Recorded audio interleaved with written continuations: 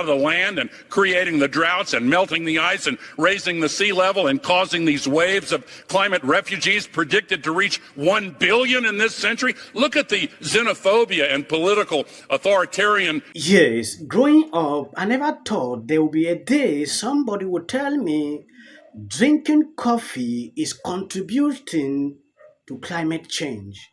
So we should reduce the consumption of coffee. Let me ask you something. When you are waking up after a good night's sleep, what is the first thing that you want after waking up? Is it a good cup of coffee? But what if I tell you that your cup of coffee could also be contributing towards climate change? Recently, New York Post published an article, people should drink less coffee to combat climate change. I don't know if you have seen this. We are going to take an exclusive look into what is going on. If you remember, I put up a video on this channel about Greta. At a certain point, I realized there was something going down on this article. Canadian researchers analyzed coffee contribution to climate change in a piece published in early January and suggested people moderate their consumptions of the popular drink as a part of the solution. Coffee consumption has been increasing steadily for the past 30 years, with a daily average consumption of some 2.7 cups of coffee per person. So to put that number into perspective, it is estimated that around 2 billion cups of coffee are consumed across the world on a daily basis. So to fulfill this demand for coffee, it has led to considerable diversification in the ways through which coffee can be prepared, like the creation of coffee capsules. Now, these are easy to use, convenient, and within minutes your cup of coffee is prepared. The popularity of these capsules has divided the public opinion because this method of preparation, which uses single-use individual packaging, is harming the environment. But using these capsules, which are impacting the environment, is just the tip of the iceberg.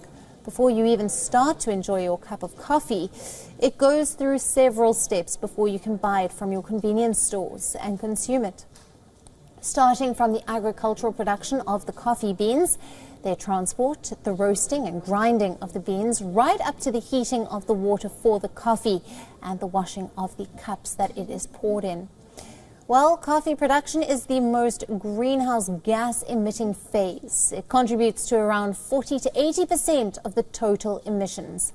There are many reasons for this. The coffee plant is a small stunted tree or shrub traditionally grown in the shade of the forest canopy. But the modernization of the sector led to the transformation of many coffee plantations into vast fields that were fully exposed to the sun.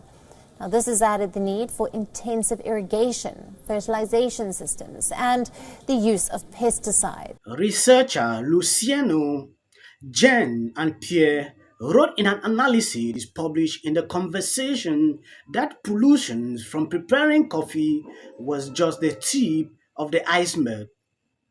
Going down on the article, limiting your contribution to climate change requires an adapted diet, and coffee is no exception.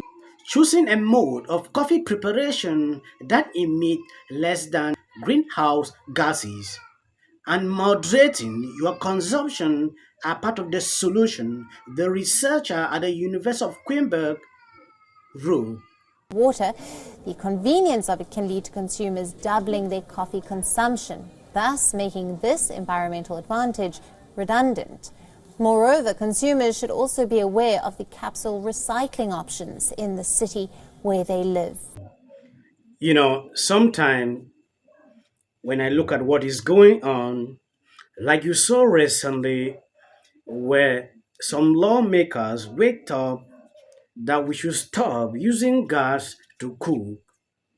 Now, they want to stop us from consuming coffee.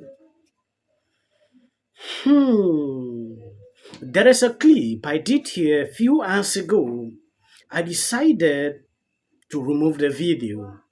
I don't know if you have seen this. Take a look at this.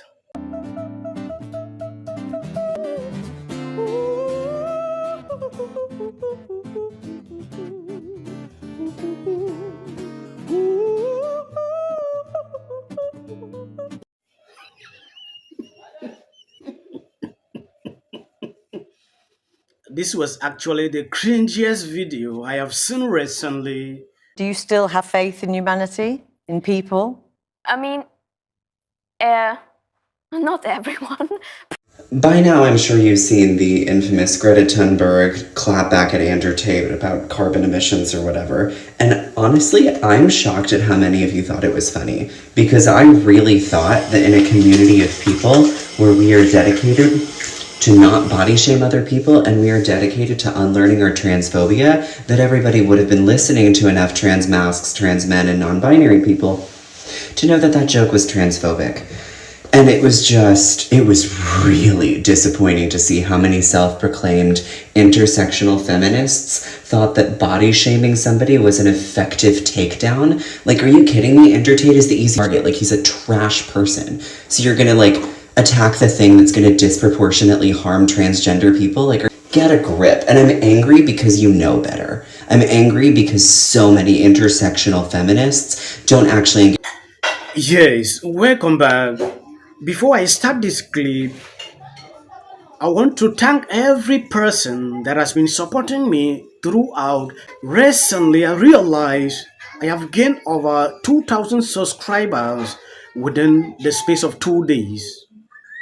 If you are a new subscriber, I'm grateful. I'm appreciating you for subscribing to this channel. If you go through most of my videos, you realize I'm struggling to bring the reality happening in around you. The video that brought you to this channel, you might not see that often, but you'll be seeing similar clips that you have not seen before. I'm happy to meet new people. Reasons I'm always open for honest conversations with people I have not seen before. Now, taking a look at this clip, that is a non-binary going against Greta Thunberg. If you remember the recent event where Greta Thunberg went after Andrew Tate, this guy said that was transphobic. I think this is my first time I'm struggling to agree with these woke people. If you have not subscribed to this channel, please endeavor to do that, and if possible, why not share this clip? Are you a child actor or an expert? How would you describe yourself? Greta, who was filming your arrest in Germany? Because it looked like you did that in several takes, didn't you? You were posing with the police. It's very likely that the German police and RWE fossil fuel company would stage an arrest. Well, how many times were you arrested? Because Yes, there is just one problem I realize. The attention the war gave Greta has led to what we are witnessing today. They gave her the attention in such a way that she believed she is above a lot of people, though she is very small. The mainstream media gave her the platform and the voice simply because she was in accordance with what they believe in. You all saw the recent event where we all thought she faked everything, the arrest, like you've seen here